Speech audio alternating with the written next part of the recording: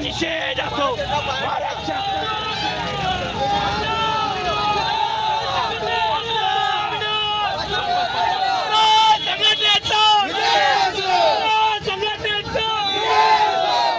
भर चौकात सोलापूर हैदराबाद महामार्गावर प्रहारच्या वतीने रास्ता रोको आंदोलन करण्यात आलेलं आहे।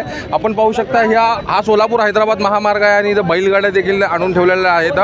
प्रहारच्या वतीनं सोलापूर हा मोठा महामार्ग बंद करण्यात आलेला आहे। बच्चूभाऊ कडू यांचं अमरावती जिल्ह्यातील मोजरी या ठिकाणी गेल्या 5 दिवसापासून आंदोलन सुरू आहे, अन्नत्याग आंदोलन सुरू झालेलं आहे आणि त्यामुळे जे आहे राज्यातली जी परिस्थिती जी आहे थोडीशी संवेदनशील होत आहे। शेतकऱ्यांचा 7/12 उतारा कोरा करा या मागणीसाठी बच्चूभाऊ कडू यांचं आंदोलन मोजरी अमरावती जिल्ह्यातील मोजरी येथे सुरू आहे आणि सोलापुरातील प्रहारच्या कार्यकर्त्यांनी देखील इथं आंदोलन सुरू केलेलं आहे। आपण या प्रहारच्या कार्यकर्त्यांशी जरा बोलूया।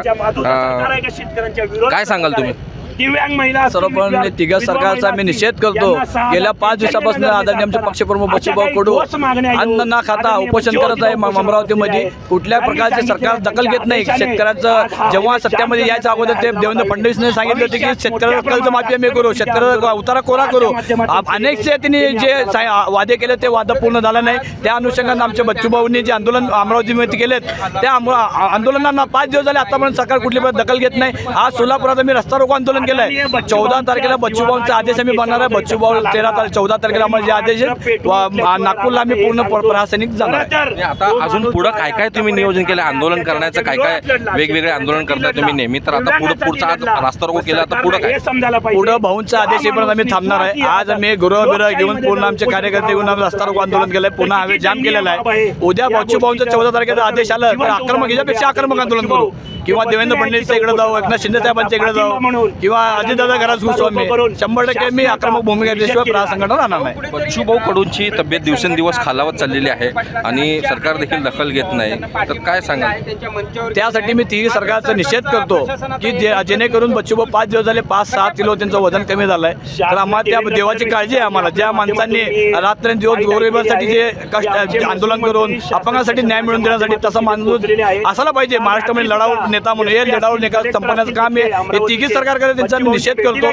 यापुढे जर भाऊंच्या आज संध्याकाळपर्यंत दखल नाही घेतली 14 तारखेला याच्यापुढे आक्रमक आम्ही भूमिका घेणार आहे। इथं आपल्यासोबत होते प्रहारचे शहर संपर्क प्रमुख खालिद मन्यार यांनी इथं भर चौकात जे आहे ठिय्या मांडून बसलेला आहे।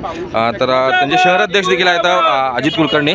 काय सांगाल भाऊ, तुम्ही आज रास्ता रोको केलेला आहे इथं भर चौकात, म्हणजे सोलापूर हैदराबाद मुख्य महामार्ग आहे आणि इथं चक्काजाम आंदोलन केलं? याच्यापेक्षा उग्र पद्धतीने आंदोलन करायला आम्ही मागं पुढे बघणार नाही। आमचा जीव गेला तरी हरकत नाही। आमचे नेते आदरणीय बच्चूभाऊ आज 5 दिवस झालं तिथं मोजरीमध्ये अमरावती येते तिवसा तालुका येते 5 दिवस पोटात अन्नाचा कण नसताना उपोषण करत आहेत। तरी हरामखोर सरकारला देवेंद्र फडणवीस सरकार असतील किंवा अजितदादा असतील किंवा एकनाथ शिंदे साहेब असतील, यांना कधी जाग येणार? हे सरकार लोकशाहीच्या विरोधात आहे, हे सरकार शेतकऱ्यांच्या विरोधात आहे, हे सरकार थोडे दिवसांनी लाडक्या बहिणींच्या विरोधात पण जाणार आहे।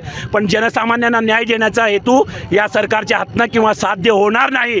जोपर्यंत शेतकऱ्याचा 7/12 कोरा करत नाहीत तोपर्यंत बच्चूभाऊ सुद्धा उपोषण करत सोडणार नाहीत। आणि आम्ही आज हे रस्ता रोको केलेलं आहे। उद्या काय करणार? आम्ही पालकमंत्र्याच्या घरावर आंदोलन काढू, बीजेपीचे जे काय आमदार असतील त्यांच्या घरावर आंदोलन करू, आम्ही जाऊन उजनीमध्ये डुबून आंदोलन करू, वेगवेगळ्या पद्धतीने स्वतःला गाडून घेऊन अर्धनग्न आंदोलन करू, गाडून घेऊन आंदोलन करू। अशा वेगवेगळ्या पद्धतीच्या वेगवेगळ्या मार्गाचे आंदोलन आमच्याजवळ आहेत। जोपर्यंत शासन प्रशासनाला जाग येत नाही तोपर्यंत हे आंदोलन असंच चालू राहील।